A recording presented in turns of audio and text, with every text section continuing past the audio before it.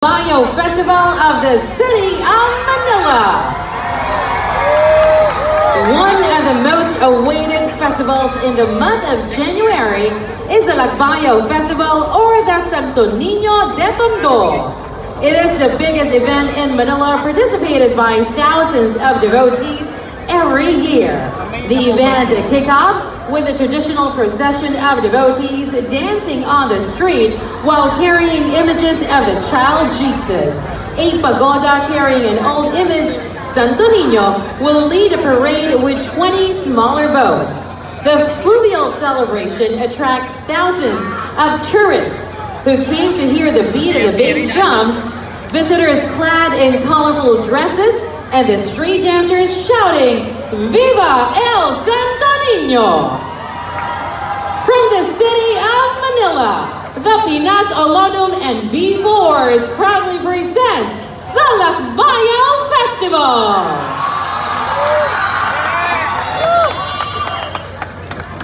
Check.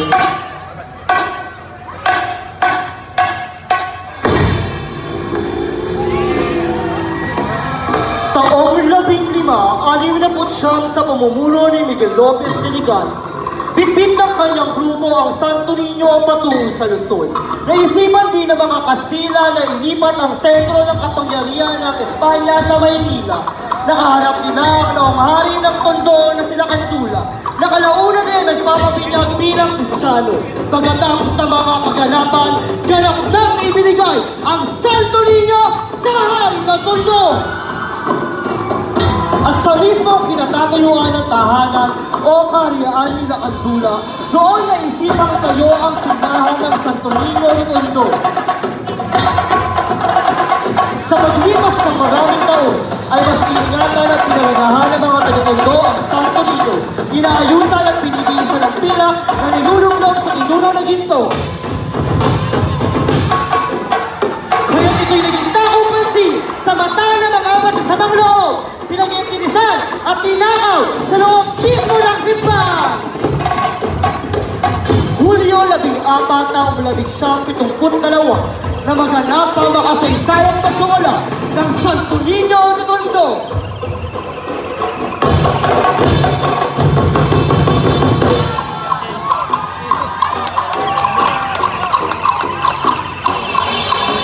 Sa taon na nasabi, isang nagsalang bagyo ang nilagapit sa mga lalawigan sa Luzon.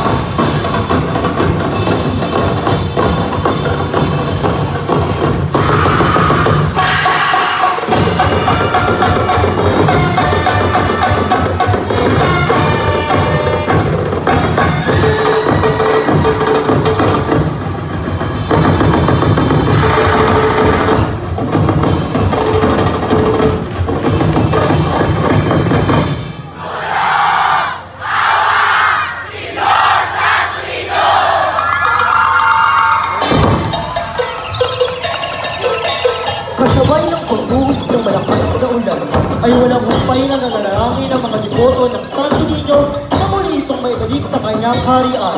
Isa ang naong alkaide ng Maynila ang tumulong manawagan upang maibalik ang Santo Niño nang sa ganon ay mapigil na ang dilubyong kanilang hinaharap.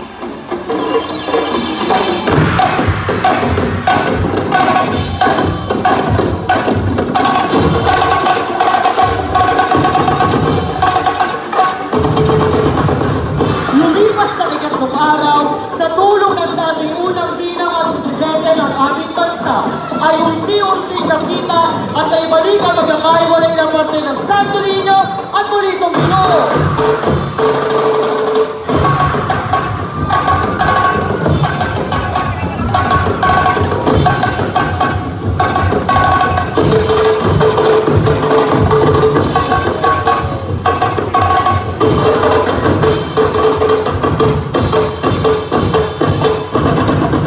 Agosto 2, taong 1972, nang ipresisyon mula Malacanang pabalik sa dambana ng Tondo ang Santo Niño at nang muling maibalik ang imahe sa kanyang harian, ay nilagroso ang araw at tumigil ang pagbuhos ng malakas na ulan.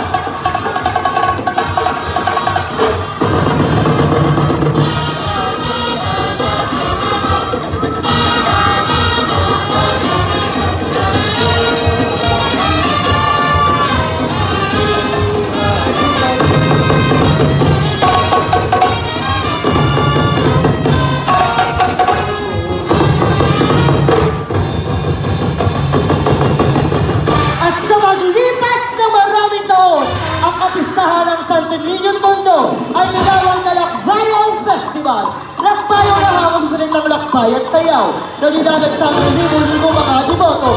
Bitbit ang kanina nila Santo Niño kasi nga sabay-sabay sa sayaw. Kaya magpapuri at mas malala